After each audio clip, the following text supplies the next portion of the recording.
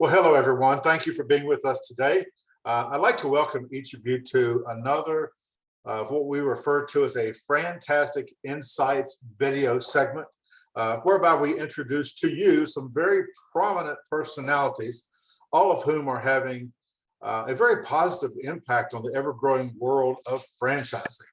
My name is David Craghead. I'll be your host for today's session. I'm the Chief Franchise Expansion Officer for FranServe and also for the Franchise Dictionary magazine. These are sister companies that support the franchise industry. And like I say, today I'll be your host for this week's FranTastic InSights segment. FranServe, for those of you who may not know us, is recognized as the world's largest franchise consulting and expansion organization. Our mission is a very simple one, and that is that we change people's lives in a very positive way through franchise ownership. And we do that through a network of incredible franchise brands in 39 different industry categories. And all of our growth initiatives are supported by a growing portfolio of franchise consultants. Some people refer to them as brokers, and all of whom are dedicated to helping their clients explore franchise opportunities which are deemed to be a perfect match for their individual search criteria. And today I'd like to introduce to you Mr. Bill Snow. Bill is the VP of Franchise Development and Operations for today's featured brand, which is Rad Air Complete Car Care. They're headquartered in Cleveland, Ohio, and Rad Air Complete Car Care is recognized as the Northeast Ohio's leader in automotive repair and maintenance services. They were founded 47 years ago in 1975, and Rad Air is a complete car care and tire center that specializes in all types of automotive repair services. So, Bill, thank you for joining us today. As I pass the microphone over to you this morning, I'd like, if you would please, to share your business model description with the audience and your perspective on the Rad Air Complete Car Care business model. Yeah, David, thanks so much for being here. It's great to be with you. The Rad Air, we say Rad Air and we say Rad Air, however you say it, it's great car care. The business model is really to deliver a really better car care experience. And that's from the initial phone call, where we do lots of training on, to when the client picks up, we hand them a bag of cookies as a thank you for doing business with us. Our operation manual provides everything to make sure that the person working the front counter can provide that better experience. And some of the folks watching today might recall a time when they took their car in and hours went by and they didn't hear anything. And that's not what you'll get with Rad Air. You'll get timely updates. Even if your car hasn't made it into the shop yet, we're always communicating with our clients. Of course, the business model is to repair cars, whether it's an oil change up through replacing the hybrid batteries. All of our locations can do that. The model also allows for a non-car person to be able to own and operate one of our locations. And the model is really built on fun and engaging work culture. We really want to become a talent magnet for our technicians and franchisees.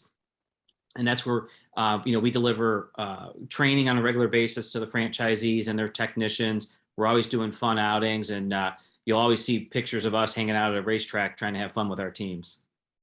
Very good. Racetrack, man, you're speaking my language. I'm a car guy, so I can relate to that. Yep. Tell me, does Rad Air have a mission statement that we can share with the audience? Well, instead of a mission statement, we have 4 golden rules that we operate by. Fix the car right the first time. Number 2 is never recommend any work that is not needed. Number 3, charge a fair price.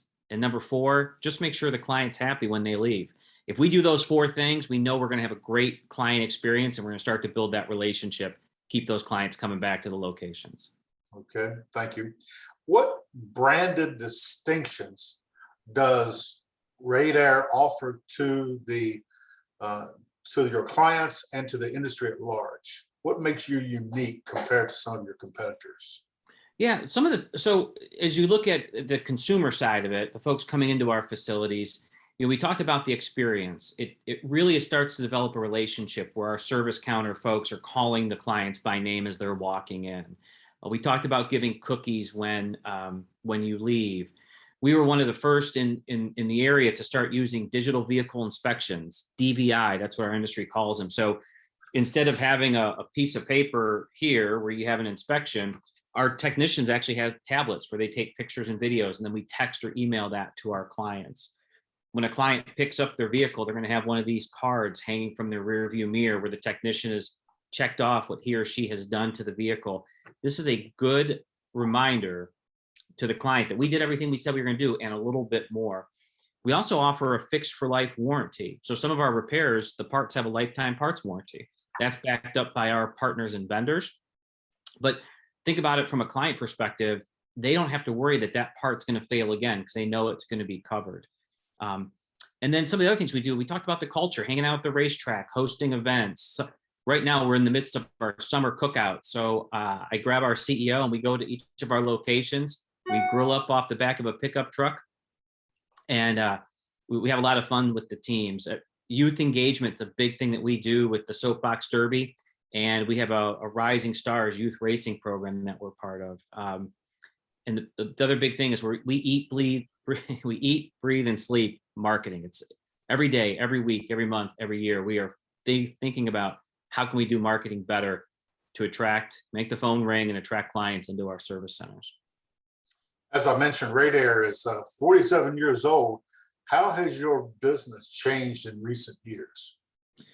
Yeah, recently, I'll go back to the digital inspections. So moving away from a paper environment to more of a digital environment, starting to use texting more for communicating with clients. So, everyone's now trying to juggle so many things. So if we don't have to pick up the phone and interrupt our client's day, we can text them updates about their vehicle. We can ask questions.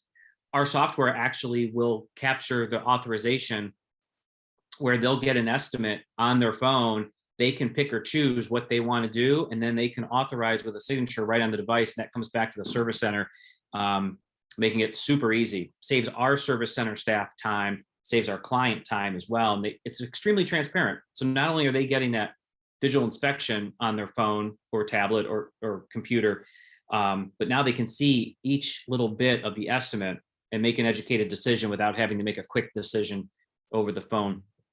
And then the other thing is just being as nimble. I'm sure we're going to talk about COVID, but recent years we had to be nimble and quick and help our franchisees and their staffs just deal with the changing, what's going on with regulations, what's going on with mandates, what's going on with supply chain, and just being able to be nimble and help our franchisees and their teams with that. Very good. You mentioned COVID. Any lingering effects from the COVID debacle that we lived through for the past 2 years? And if so, how have they changed your model? Yeah, we really weren't impacted. We saw a slight dip in revenue that March and April of 2020, but for the year of 2020, all of our service centers were up year over year. What's interesting is it really got us to think a little bit differently about our business. We learned a lot about our teams and some of the constraints they had with childcare, and how can we better support the franchise owner and their teams to make sure that they had enough time and responsibilities to take care of their families. And the funny thing, David, we learned a lot of our mechanics, their wives are in healthcare or their spouses are in healthcare. So, we had to be a little bit flexible and learn to accommodate our teams a little bit differently. We created some touchless experiences. So now our client didn't even have to set foot in our facility. We could collect payment over the phone. They could drop the keys off out in the parking lot and just do a key drop, even during business hours. A concierge service where we would go pick up the cars was created as well. We never took our foot off the gas during COVID for marketing. That really helped keep the phones ringing. People knew we were open. In Ohio, auto repair was deemed essential. So we just kept flowing and flowing. Very good. And no real lingering effects. Like I said, we were able to kind of tweak the business model a little bit and tweak our relationship with our teams, and that's had a positive impact. As you grow your brand beyond the Ohio region, can you describe to our audience what do your territories look like? How do you design and create the boundaries for your territories? Yeah, territory is going to be 100,000 rooftops. Right now, the average home has 1.88 cars. So that's going to give you close to 200,000 cars in a territory. And depending upon what that looks like, if it's more in the city, that could be a smaller radius, 3 miles radius territory. But if you're a little bit more rural, that could stretch out to 5 or 7 miles.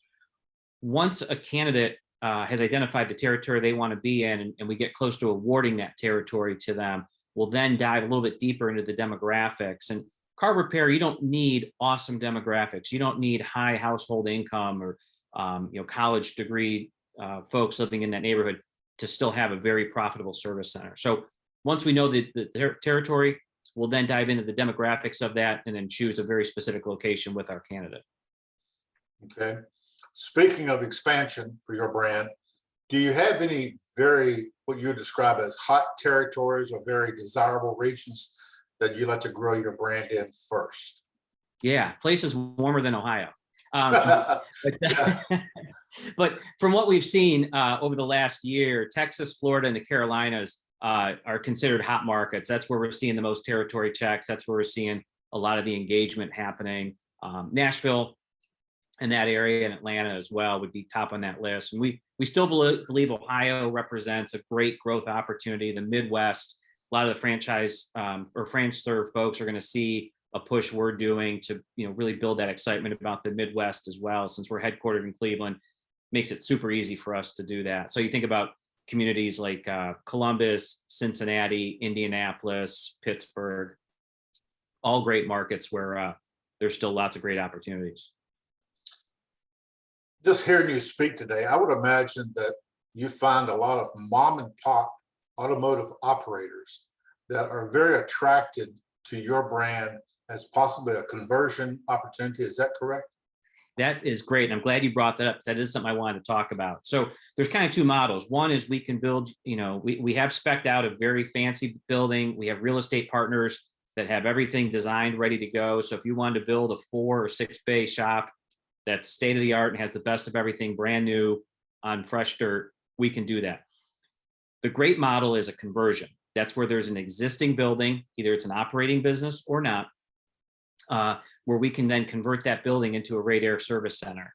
And we're starting some conversations with some folks now about they're getting ready to retire, or they're struggling with their business and they want to jump on and take advantage of some of our marketing and some of our processes and some of the benefits that we bring to help them grow their business, so they're not in it alone anymore. So, if any of the FranServe folks have, candidates or even know of some businesses in the market where, there could be a possibility where we convert that to a Rad Air, it's going to save the candidate some money, and it's going to be a quick way to open and really hit the ground running towards profitability. The other benefit I really like about it is you already have a building in a neighborhood. It's already part of the neighborhood. All we're going to do is just put a little bit of Rad Air flair on it, if you will, and it's still going to be a great part of the community and neighborhood. We've heard so much in the past 12 or 18 months regarding labor shortages and supply shortages, that type of thing. Have either one of those issues had an effect on Rad Air? So supply a little bit. All it's done is it's delayed the job from completing maybe a day or two. And it's not the common stuff that we're doing. We're not waiting on brake parts. We're not waiting on suspension parts or tires or fluids and the common things. So those jobs are still, in and out very quickly. There might be some obscure part we have to get from the manufacturer or dealer. And instead of, getting it same day, we might get it next day or 2 days later because it's coming out of some other warehouse. So that's super manageable. And the great thing about it, all the clients seem to understand because they're dealing with it in other parts of their life.